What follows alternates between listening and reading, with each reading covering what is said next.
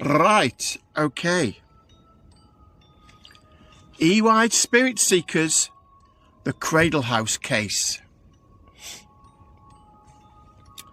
The fen swallowed the road long before the van appeared out of the night. Daz eased it to a halt before the towering ruins of Cradlehouse Orphanage. Its blistered brickwork and scorched timbers looming like the ribs of some great carcass. "Cheery spot," Julie said, deadpan. "Who's booking us a weekend here then? Spa treatments included?"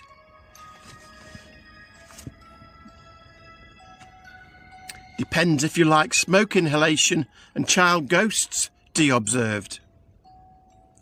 Rob leaned forward. "Do they at least have breakfast?" Rachel grinned. "You'll eat your words when something grabs your ankles." Kat looked pale as she was filled with a sense of foreboding. Dave the Bichon Frise barked sharply towards the iron gates. "It's just the wind, Dave," Lisa said calmingly, but she sounded uneasy. Jane Peck flipped open calmingly, but she sounded uneasy. Jane Peck flipped open a laminated site plan under her torch. "Access points here and here. East wing staff stair is intact. Northern corridors a collapse risk, so keep to the right-hand walls." She tapped a notice clipped to the map. Locals still call it Cradlehouse because the old iron cribs survived the first blaze. Last headmistress on record, Delphine Cray, declared missing after the fire. Never found.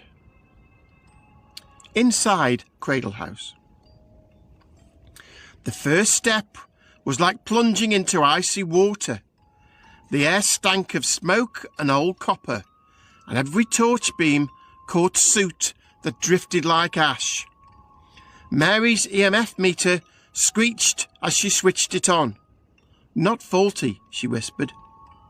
"Could be wiring," Mickey said, though they all knew there was no power here.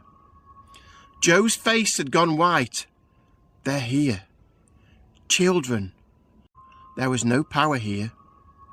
Joe's face had gone white. "They're here. Children." Rowena muttered. "House full of traumatised ghost kids. My favourite." "Oi," Rob said, patting Dave.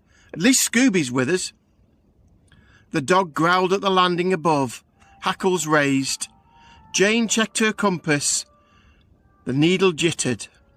"The fire brigade report says the roof fell last to the dormitory. That's where she held them." Splitting up. Julie organised teams. Team A, Julie, Rob, Rachel, Kat. Upstairs, Team B, Lisa D, Joe, Rowena, D. East wing, Mary and Mickey handled static cameras. Dave roamed. "Stick together," Daz warned. "No heroics."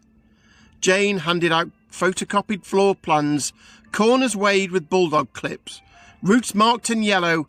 If you hear bells, the matron used a handbell for night checks. If it rings, do not follow it alone. Upstairs. Rows of scorched beds, melted toys fused to the frame. Rachel froze. "Rob, listen." A child's laugh, wrong and glassy, echoed through the rafters. Rob's grin faltered. Not funny.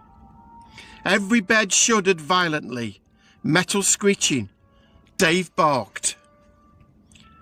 Eyes on the shadows, darting just out of reach. Kat whispered, "Rats don't move beds."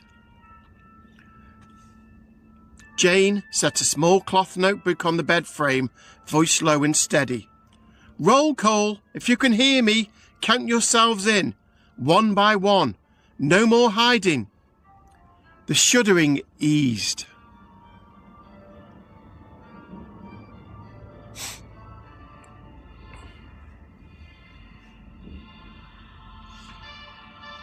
as if something small remembered how to be still. East wing.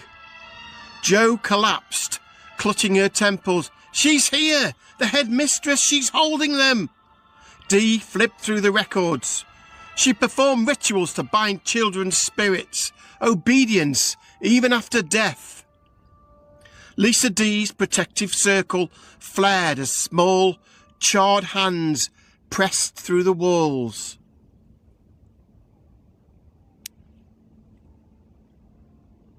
The entity shrieked, retreating.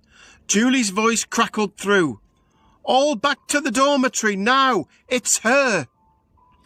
Jane thumbed an admissions ledger she'd borrowed from county archives, held up a page blistered at the edges. She crossed out surnames and wrote, "Mine," in red ink.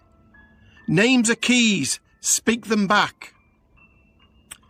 The headmistress. They regrouped. The dormitory temperature plunged. Torches dimmed. At the far end, a figure formed. Tall, skirt still smouldering, face blackened, eyeless, mouth locked in a scream. Children's voices rose in a broken lullaby. Ring-a-ring-a roses, a pocket full of posies. Ring-a-ring-a roses.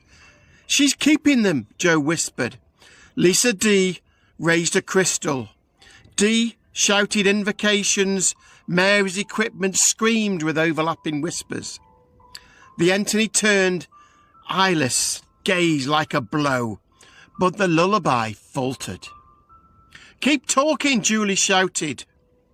Rowena hurled sarcasm like weapons.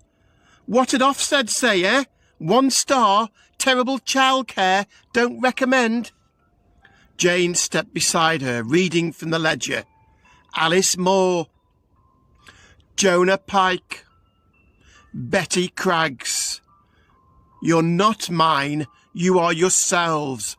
Go home, go home. Peter Jones. David Smith. Keith Pomeroy. She lifted the handbell she'd found, wrapped in soot-black gauze. New rule, Miss Cray. Lights out for you, lights on for them. She rang it once. The sound cut through the lullaby like clean air.